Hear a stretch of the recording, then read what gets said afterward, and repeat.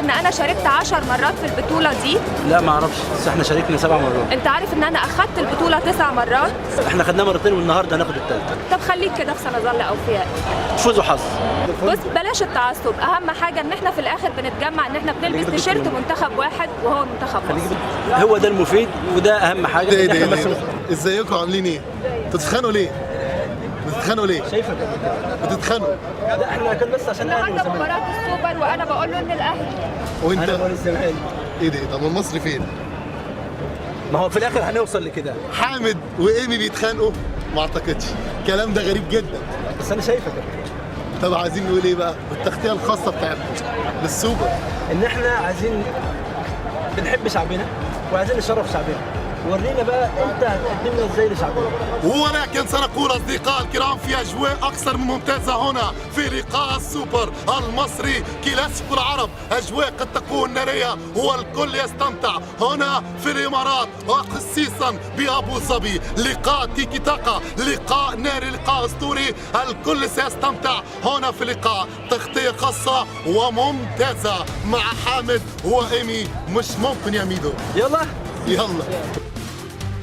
كابتن محسن صالح نجم منتخب مصر السابق والنادي الاهلي وتاريخ في كرة القدم، والكابتن محسن صالح الوحيد الفائز مع الاسماعيلي بالدوري الممتاز. نرحب بحضرتك في دولة الامارات اللي هي بلدك الثاني يا كابتن محسن. اهلا وسهلا بيكم. قبل ما تسأل السؤال بقى تقول لي امنياتك ايه، اقول لك اتمنى انه الحدث يعني ما يكونش اقل من اللي اقيم السنة اللي فاتت. دي مباراة يعني كاس السوبر، يعني مش من وجهة نظري أنا، كاس السوبر ده يعني ده كرنفال، يعني المتعة. البطولة في يعني مباراة واحدة بتعمل بطولة الهدف منها جمع الجماهير، إظهار وجه الكرة المصرية، فإسعاد الجماهير، الترويح عن الجماهير سواء المقيمة أو اللي هي الوافدة. والدولة هنا بترحب بالكل وبتسهل للكل المقيم والقادم. نتمنى لك التوفيق، انت انسان مجتهد وعندك اصرار، وان شاء الله يعني تحقق كل اللي تتمناه. بنرحب بالدكتور الفاضل الدكتور مندوب الحسيني في دولة الامارات العربية المتحدة. اهلا بيك وبكل السادة المشاهدين، ويا رب يكتر من المناسبات الجميلة الحلوة اللي بجمع فيها المصريين على قلب رجل واحد، وخاصة بعد الوجبة الجميلة الشهية، وجبة بطولة الأمم الأفريقية، واللي بذل فيها المنتخب القومي المصري مجهود غير رائع، وحط نفسه على الخريطة الرياضية العالمية وتقدم خطوات وترتب عليها نتائج جميلة جدا جدا، اللي هي وحدة الشعب المصري على قلب رجل واحد في وقت وفي ظروف في منتهى القسوة ومنتهى الصعوبة. مباراة وهتعدي وتنتهي إن شاء الله، واللي له نصيب في الفوز هيفوز، واللي يبذل جهد هيفوز، واللي بيحترم تيشيرت واللبس بتاع واسم ناديه إن شاء الله هيفوز. طيب أنا أهلاوي ولا زملكاوي؟ أنت قلبين، لك قلبين، قلب أحمر وقلب أبيض. أرى الشباب المكافح الحلو، الشباب المصري الرمز والسفير لبلده، كما أرى الكابتن حامد، وسعادته حينما يجلس أو يطلع أو يرى اي مصري في ابو ظبي او الامارات كلها، وربنا يكتر من سالك كابتن حامد. كنا دائما نكلم الاجيال والصغار والشباب نقول لهم اهلي وزمالك اهلي وزمالك، بس انت ما تحس بالاهلي والزمالك لين ما تحضر في المباراه وتشوف جمهورهم زين لايف. احنا الحين شفنا جمهور الاهلي والزمالك لايف قبل لا تبدا المباراه. انت اهلاوي ولا زملكاوي؟ احنا معروفين في الامارات نميل للزمالك صراحه، ما اعرف ليه. عشان الكندوره، لون الكندوره بس. كل لون الكندوره. انا زملكاوي، بس والله العظيم يعني ما عندنا احنا، شوف الحلو ان احنا يعني من يوم انولدنا واحنا لازم نختار فريق، فحد ياثر على حد. يعني هني حتى في الامارات عندنا لازم انت سواء تفهم في كره القدم ما تفهم يعطونك هاي الحونه، انت زمالك ولا اهلي، فلازم تختار واحد. السؤال الثاني، يعني انتوا مش عارفين المصريين، بس احنا عندنا هنا هذا من ضمن الاشياء اللي لازم تعيش انت مع يا برشلونه وريال مدريد، وتختار بعد اهلي وزمالك وبس. طيب انا اهلاوي ولا زملكاوي؟ انت الاثنين والله. وهذا التيشيرت انا قلت لك التيشيرت جميل، والله يا كابتن التيشيرت هذا عطى انطباع غريب. يعني انا لما شفته كنت نازل بالاسانسير وشفت التيشيرت هذا قلت برافو على الولد هذا، برافو عليه فعلا. اهلي وزمالك، ونتمنى ان شاء الله ان المباراه تكون اهلي وزمالك في كل شيء. كابتن احمد ناجي مدرب حراس منتخب مصر، منتخب الرجاله، منتخب الابطال اللي شرفونا في افريقيا. نورتنا يا كابتن في دوله الامارات في ابو ظبي. انا في دوله الامارات بحس اني في بلدي تاني. شعب الامارات شعب مضياف وشعب كريم، ودايما في زيارتنا للامارات بنبقى في منتهى السعاده. شرفنا بيكم وان شاء الله نتمنى لكم تغطيه كويسه على الماتش ان شاء الله وبالتوفيق للفرقتين. ما فيش فرق بين اهلي وزمالك، احنا كل يهمنا صوره مصر، وفي بلدنا الثاني دوله الامارات.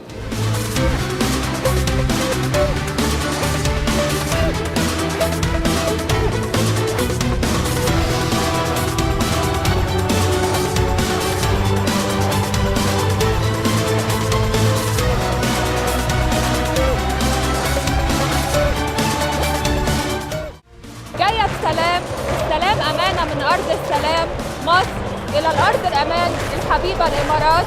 النهاردة مباراة السوبر المصرية بين فريقين الأهلي والزمالك، وخلينا نشوف ونتابع هيحصل إيه.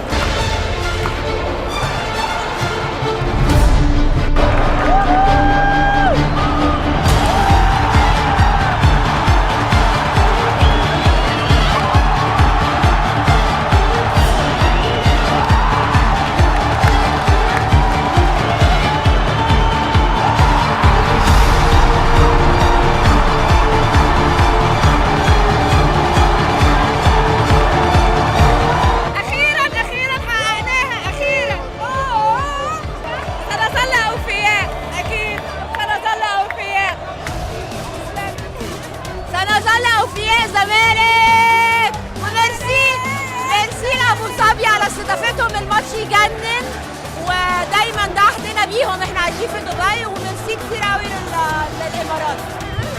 زعلان جدا. بص هنا زعلان جدا ليه؟ زعلان امام، لا هم اخدوا كمان. معلش اخدوا مره. طب ايه المشكله؟ مره كويسه، مره واحده. معانا ومعاكم امير مرتضى منصور ابن رئيس نادي الزمالك. امير الف مبروك على الفوز. الله يبارك فيكي، ومبروك لجمهور الزمالك، وهارد لك لجمهور الاهلي. كنت متوقع الفوز النهارده لنادي الزمالك؟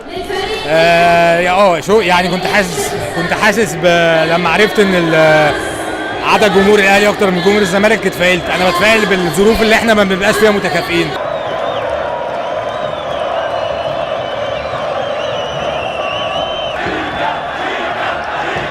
طب كان توقعاتك ايه قبل المباراه يا كابتن فاروق؟ انا قلت المباراه صعبه، وحلمي ليه استراتيجيه، واحنا بنحلل انا والكابتن خالد استراتيجيه ان هو يوصل لضربات الترجيح، انه عنده حارس مرمى جيد جنش، واحنا لو من قريب كده 3-4 اشهر كان نهائي كاس مصر وجنش برضك في ضربات الجزاء. موفق جدا، طبعا عنده حس الحركه بتاعه جاي عالي جدا. صحيح. جنش قدر النهارده يحقق طموح او نتيجه الجهاز الفني وطموح الجهاز الفني. فانا بقول النادي الاهلي النهارده هارد لك على المباراه. في الدقيقه 88 في كره جت للنادي الاهلي عرضيه جار كانت تخلص المباراه. طيب نتكلم اول ما خلصت يا كابتن فاروق انا قلت الزمالك اللي هياخد. نتكلم لو سمحت في جنبك يا كابتن محسن. الكوره ما تعرفش غير، هي الكوره دي عباره عن جدل واخطاء ومهاره. جدل بين مدافع ومهاجم، واخطاء مدافع ومهاره مهاجم. هو من اخطاء من الدفاع وكره بالعرض ما عرفش يستغلها، فالاهلي دفع الثمن. دفع على طول بعد دقيقتين كان دفع الثمن. اول ما رحت لضربات الترجيح خلاص بتكفل للزمالك. طبعا مع نجم التحليل العربي كابتن خالد بيومي. كابتن خالد، اسال حضرتك، كان في توقع معين للمباراه؟ انا كنت متوقع ان الزمالك يكسب من البدايه لسبب بسيط، لان شفت ان التركيز اعلى بالنسبه للزمالك. الحاجه الثانيه سير المباراة بيقول ان في امور كده ان محمد حلمي استفاد من مباراة الدوري اكتر النهارده مما استفاد حسام البدري في المباراة الاولى. الفرصة الوحيدة الحقيقية للنادي الاهلي. ولا الزمالك ملوش ولا فرصة. بس كان نسبة الاستحواذ اكتر للاهلي. سلبية. صحيح. لان في بعض الاخطاء اللي موجودة في نص الملعب كان المفروض الكابتن حسام يتداركها. في بطء شديد جدا موجود، في عبد الله سعيد منهك، في احمد فتحي منهك، في تغييرات متأخرة جدا، في طرف الملعب ما بيلعبوش. فاهم كل الكلام ده والزمالك بيلعب على جزئية واحدة، بيلعب على هجمة مرتدة. محمد حلمي بيتلعب بذكاء بالمباراه، لعب 4 مدافعين ما بيتقدموش خالص، ولعب ب3 لاعبين في نص الملعب قدام ال4 يعني 7 ملانوا نص الملعب اكتر علشان ما يقدرش يفرض سيطرته، وبالتالي استحواذ نادي الزمالك النادي الاهلي كان سلبي، كل الزمالك كان بيلعب على هجمه مرتده، ما كانش في هجمات كتيره صحيح، بس في النهايه من استفاد من المباراه هو محمد حلمي. كابتن حازم كان توقع حضرتك ايه قبل مباراه السوبر؟ من الفائز؟ والله كنت متوقع ان الزمالك هيكسب.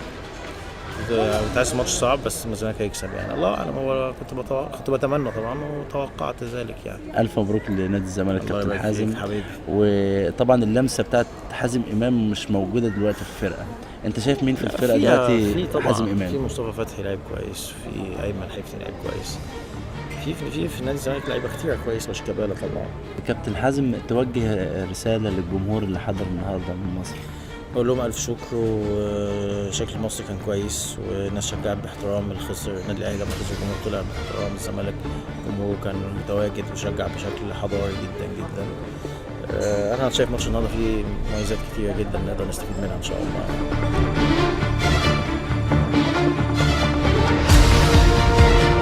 معانا كابتن جنش حارس مرمى الزمالك، اهلا بحضرتك. اهلا بيك. حضرتك اولا مبروك على الفوز، كانت مباراة صعبة ومهمة، وتحب تقول ايه؟ الحمد لله على المكسب، والحمد لله الماتش طلع بشكل كويس يليق بفريقين كبار زي نادي الزمالك والاهلي، والحمد لله دي طبعا حاجة بتبقى محسوبة لمصر، والحمد لله ان هي طلعت بشكل كويس يعني. لا الحمد لله والله الواحد بيبقى مبسوط ان هو بيقدر يفرح جمهور نادي الزمالك، دي حاجة طبعا بتبقى شرف لأي لعيب ان هو يقدر يفرح جمهور نادي الزمالك. معانا كابتن اسماعيل يوسف، اهلا بحضرتك. اهلا بحضرتك. اولا مبروك على الفوز. كانت مباراة صعبة ومهمة. كان اداء اللعيبة، تدريباتهم، معسكراتهم، كانت ايه الاجواء؟ هو الحقيقه يعني من بدايه وجودنا هنا على ارض الامارات يوم السبت، كابتن حلمي كان قصد ان هو يعمل معسكر مغلق، فنقينا المكان اللي احنا بنصور منه ده. جيت قبلها بيومين يعني شفته وحسيت ان هو يقدر يلائم الظروف اللي جايه بالنسبه لنا، وكان في تركيز وشديد جدا من اللعيبه، في كل الامكانيات موجوده، في خصوصيه يعني صعب جدا حد يخش او يطلع من هنا. اللعيبه كانت مركزه لان بطوله مهمه جدا بالنسبه لنا، خصوصا ان احنا اخر المباراه كنا في الدوري كنا خسرانها من النادي الاهلي، فما ينفعش ان احنا يعني بينا وبين بعض خدنا عهد ان احنا نبذل اقصى جهد بالنسبه لنا. الحمد لله ربنا وفقنا وقدرنا ان احنا نفوز بكاس، بالنسبه لنا هتبقى بدايه انطلاقه غاليه جدا. ان شاء الله. وببارك للعيبه وببارك للجهاز الفني وببارك لمجلس ادارتنا وجمهورنا والمستشار مرتضى، ببارك له، وان شاء الله اللي جاي بالنسبه لنا يبقى افضل باذن الله. ومعانا ومعاكم كابتن باسم مرسي نجم نادي الزمالك. كابتن باسم مبروك على الفوز.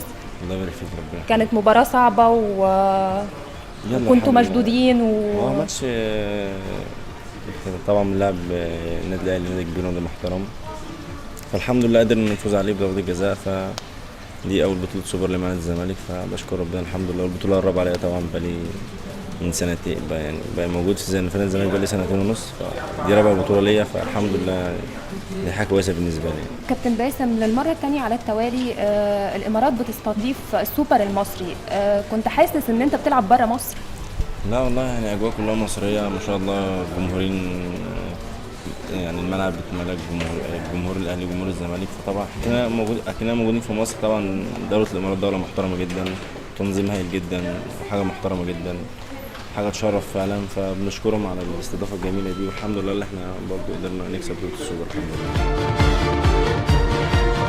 تعالي مبروك للزمالك، قلت لك هنفوز عليكم المرة الثالثة على التوالي. بس شفنا مباراة قمة في الروعة، والروح الرياضية كانت مسيطرة على المباراة، وأهم حاجة إن بيجمعنا بلد واحدة وهي مصر. فعلا شفنا النهارده مباراة حلوة، والجمهور كان كتير راقي، مفيش فرق بين أهلي وزمالك. كان يوم جميل جدا وكرنفال حلو يستحق بمصر والامارات.